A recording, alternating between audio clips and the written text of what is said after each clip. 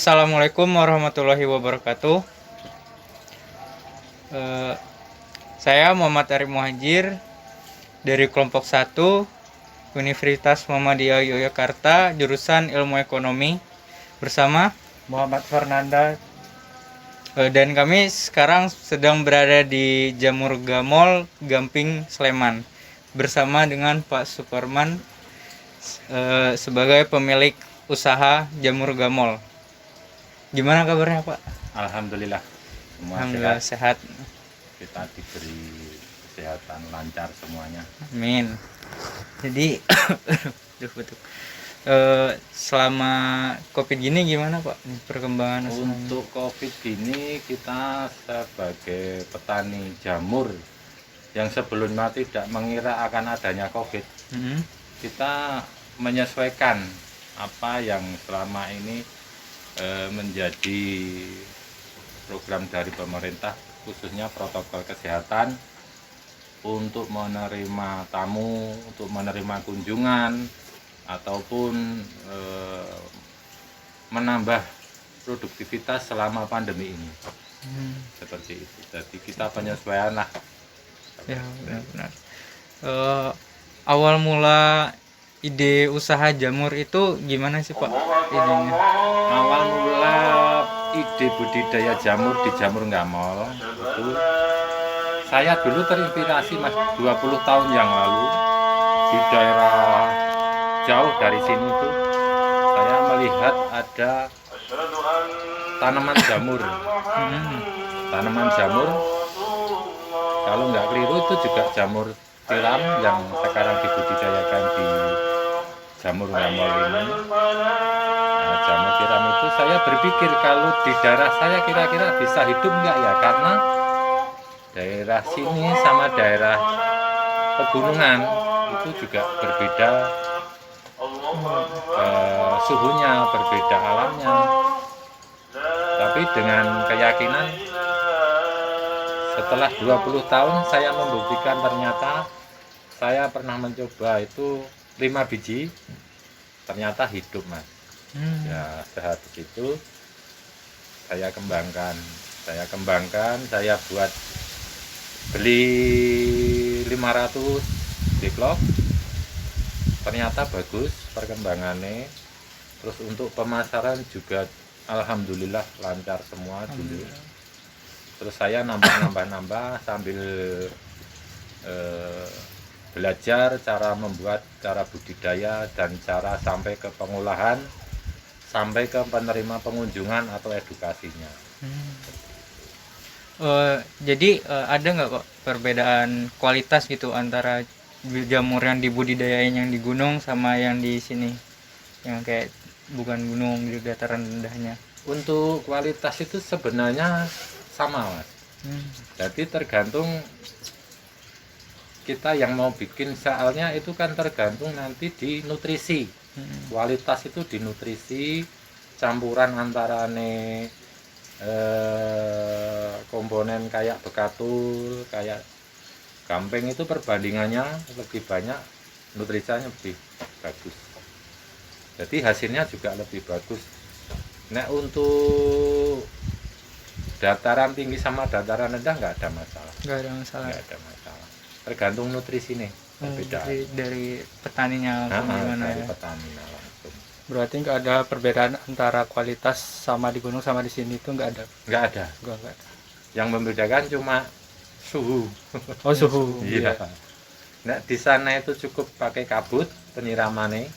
Kalau di sini langsung pakai air. Oh, itu berarti tiap hari gitu ya di Ya, follow tiap up hari. terus. Nah, gitu. di sana kalau langsung pakai air busuk nggak mau. Oh, di sana lembab ya Pak? Lembab karena udaranya sudah lembab. Iya. Nah sini kan masih kering, dataran rendah. Berarti awal pemula Bapak mendirikan ini tahun berapa Pak? Itu sekitar 6 tahun yang lalu. 6 tahun yang lalu. 6 tahun yang lalu. Itu yaitu terpikirkan kira-kira kalau jamur itu di daerah dataran rendah gini hidup apa enggak kan Iya. gitu.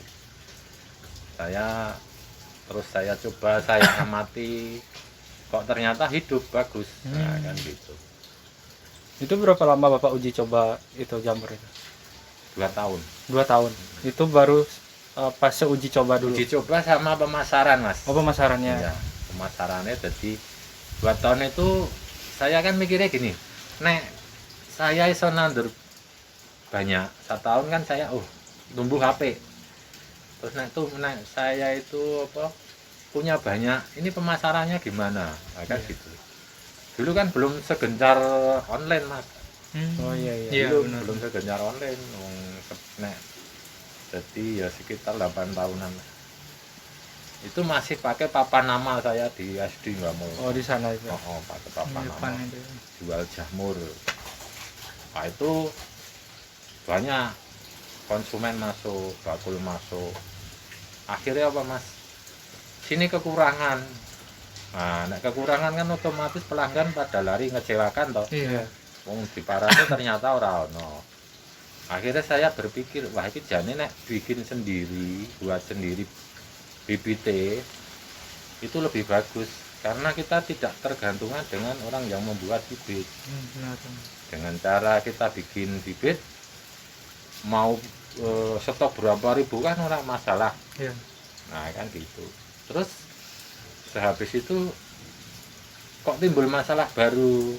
Kita sudah punya stok banyak, sudah panen melimpah. Ternyata kadang pembeli itu ada liburnya, Mas. Pelanggan itu kan ada liburnya. Iya. Anak satu orang itu beli 10 kilo, 2 orang padane libur kan 20 kilo.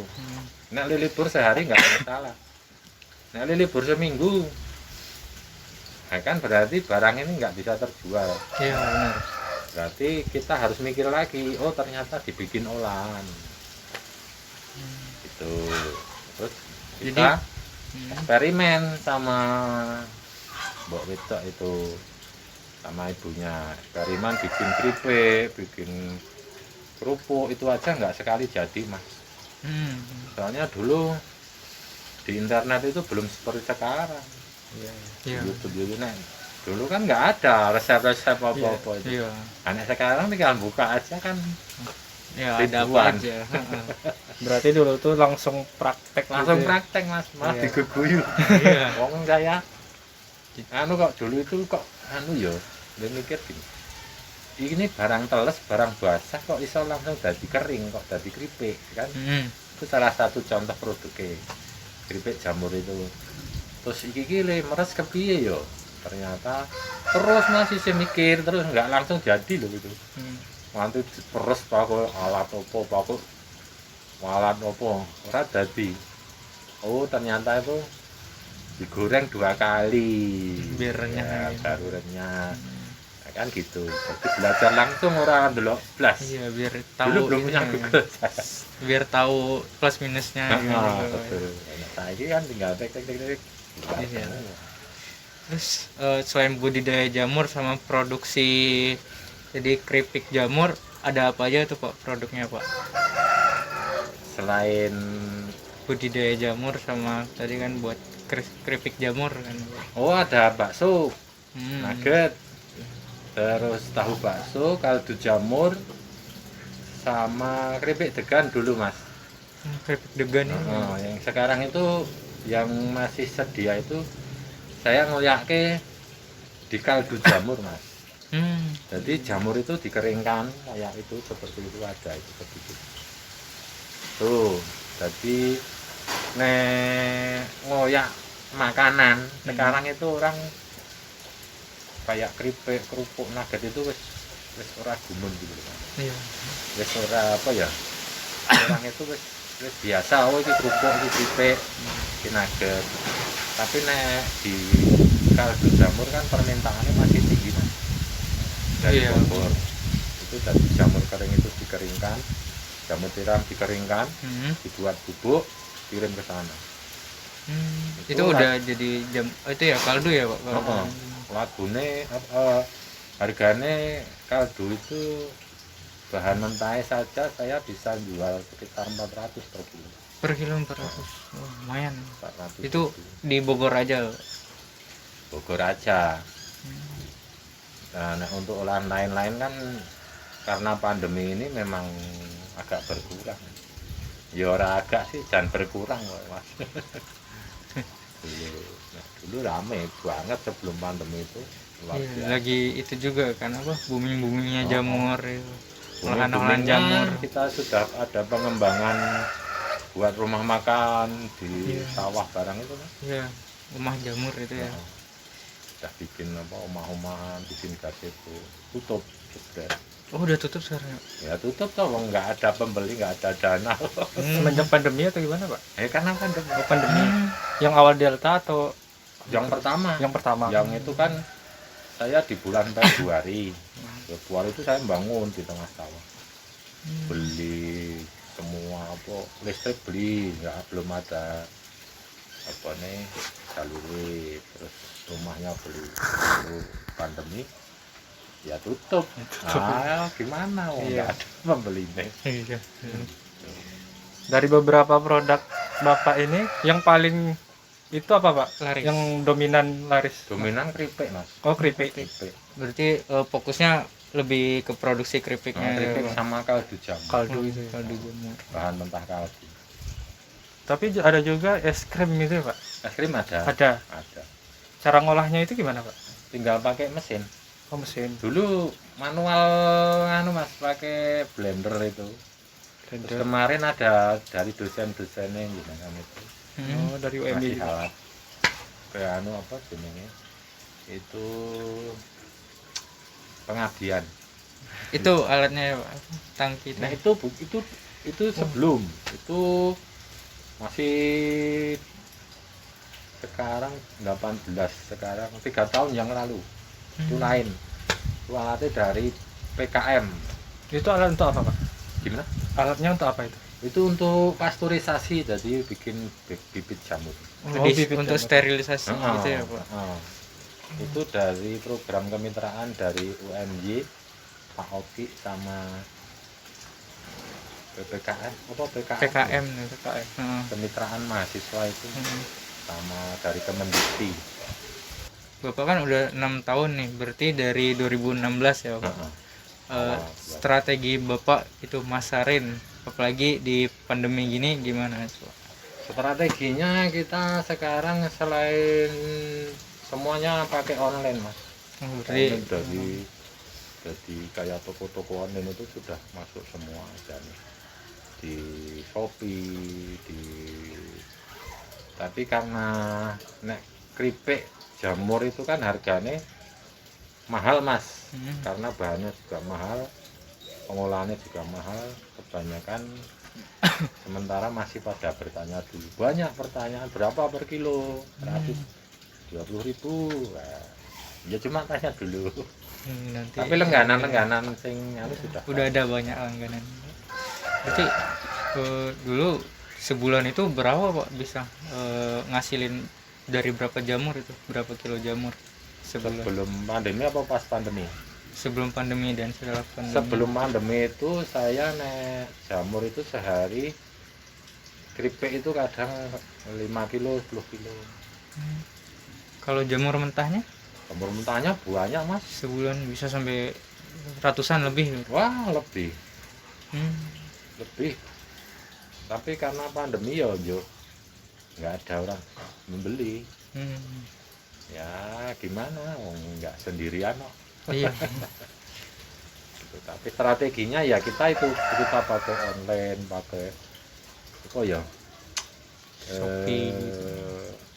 getok tular, promosi Hmm. ke orang-orang sing kira-kira iki mereka pengen sesuatu makanan sing, terus ke toko-toko, ke kelompok-kelompok UMKM gitu strategi ini mas.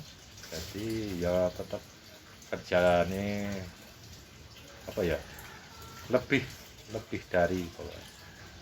Ya, berarti harus adaptasi lagi juga Oh, gitu. mas, betul. Kalau dari segi pembeli itu dari luar Jogja ada juga Pak? Luar Jogja biasanya kalau mau lebaran mas, Oh, Lebaran.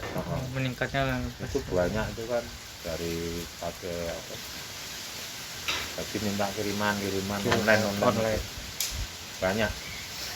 Kemarin tuh dari Bengkulu itu ada yang minta berapa ada yang setengah kental, ada yang berapa dari Semarang, dari kebanyakan dari daerah Sumatera, Sumatera. Sumatera. Bengkulu. Jarang juga di sana soalnya jamur gitu. Iya. Bengkulu itu paketannya kemarin nek lewat pos saja 1.600.000. Itu berapa banyak, Pak? Saya lewat kargo JNE 125, Mas. Kalau dari pos Indonesia ini Saya milih 100 lah. kalau yang berat-berat ya kargo aja. Iya. Iya setengah remuk tekan kono. Iya. Dadi kaya nah piye teno ya ngono ya. Kahanan di jalan no. Iya. Jadi pekerja di sini berapa Pak banyak jumlahnya? Sekarang Heeh. sekarang itu tinggal 3 orang, Mas. Sama Bapak sendiri juga. Oh, nah, saya turun tangan sendiri. Hmm. Nek nggak jadi, Mas. Kan pembuatan bibit jamur itu kan perlu apa ya filling. Filling jadi ya pertama itu kebersihan. Karena waktu pembibitan itu nanti ada sedikit kotoran apa jamur lain atau ikut masuk atau udara kotor aja wis tumbuh jamur lain. Oke, harus bener-bener steril. Bener Mas tahu gitu. Paling nek untuk pembibitan memang belum ada yang bisa biasanya inokulasinya itu. Iya. Tuh. Berarti emang kerasa banget ya dampaknya Pak Iya. kalau pandemi gini ya. Wah orang yang kerasa Mas pokoknya itu kaget. Kalau dari sebelum corona itu berapa karyawan, Bapak? Oh banyak Mas. Banyak. Wong ibu-ibu kelompok aja ada sekitar 7. Terus yang ikuti apa bikin bibit itu sekitar 6 orang.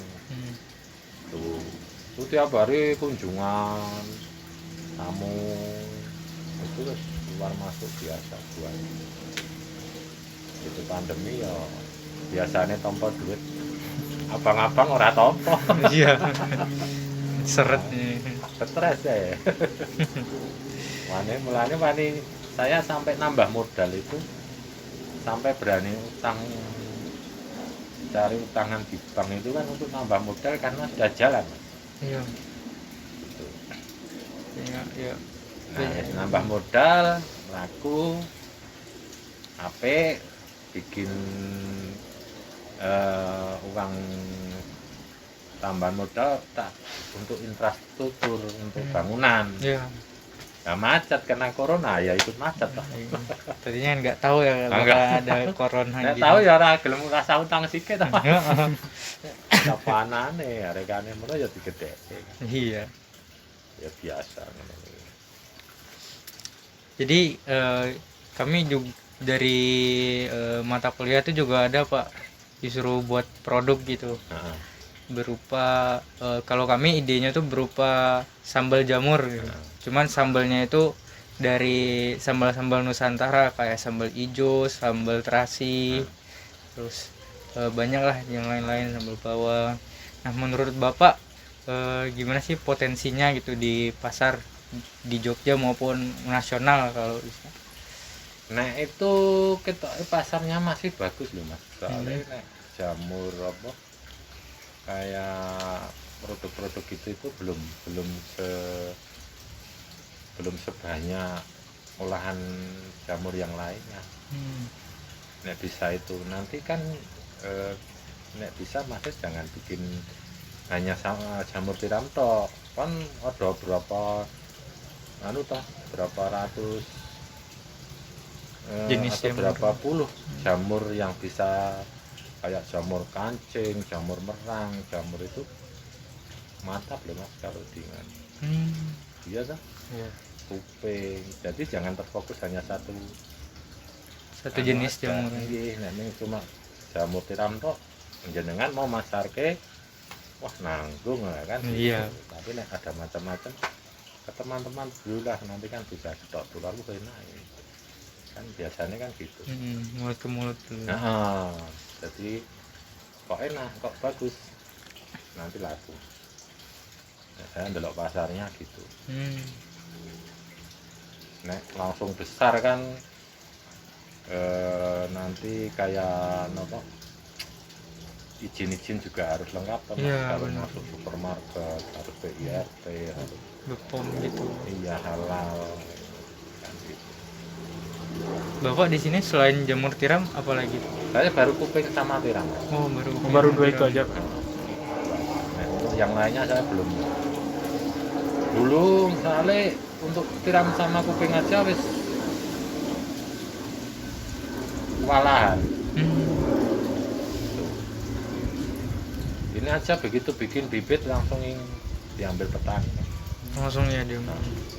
Berarti kedepannya Bapak belum ada rencana menanam bibit apa gitu? Kemarin sudah ada dari rekan-rekan jenengan, tapi lulus kita itu mau nanam jamur yang dari daerah Kaliurang itu jamur apa ya kayak apa ya ternyata suhunya kurang anu mas. Kurang pas. Iya kurang pas ternyata itu harus perlu ruangan khusus yang kayak AC kayak kulkas jadi sejuk dingin gitu. Jadi nambah nganu apa modal juga nambah, belajar juga nambah, terus untuk pengetahuannya juga harus ditambah. Jadi nggak boleh langsung busa-busu, wah iki apik.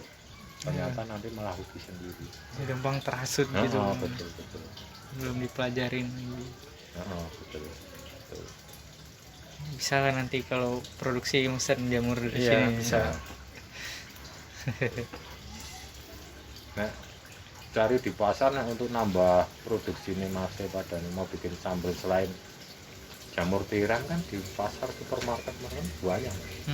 Ya kan, nggak usah ke petani langsung. Nah, memang itu bisa laku. Iya.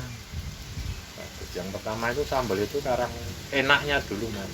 Iya. Nah, enak ya laku mas. Jadi tinggal untuk lauk itu kok ngenteknya sego harganya nyandak.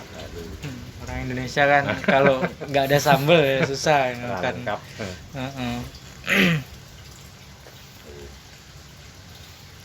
Berarti untuk target kedepannya Bapak gimana Pak? Untuk target kedepannya biarpun ada pandemi nggak pandemi ya kita tetap maju terus. Iya. Kita harus maju terus, harus meningkatkan produksi. Bagaimanapun juga untuk lahan pekerjaan juga bagus sih.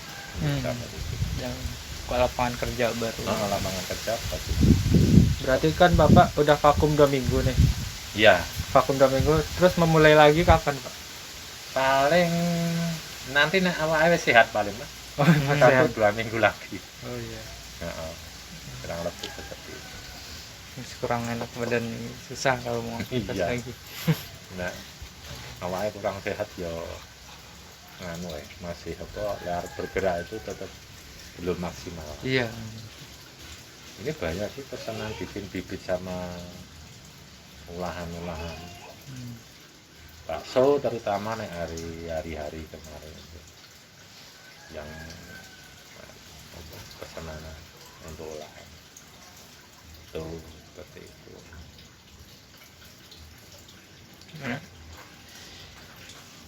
Ya mungkin gitu dulu aja ya Pak. Oh iya. Semoga usahanya lancar, Amin, juga amin, cepat amin. sehat lagi, Amin, amin. lancar lagi kayak dulu. Mungkin Bapak ada kata-kata gitu, Kesan mau dan pesan. disampaikan? Untuk kesan dan pesan saya hanya berpesan kepada para petani atau pembudidaya jamur yang terdampak di pandemi ini, tetap semangat untuk maju, sukses selalu, tetap semangat. Ya. Makasih Amin. banyak ya Pak. Makasih Ya. banyak Pak. Ya, jadi mungkin segitu dulu podcast dari kami. Ada kurangnya mohon maaf. Terima kasih. Wassalamualaikum warahmatullahi wabarakatuh.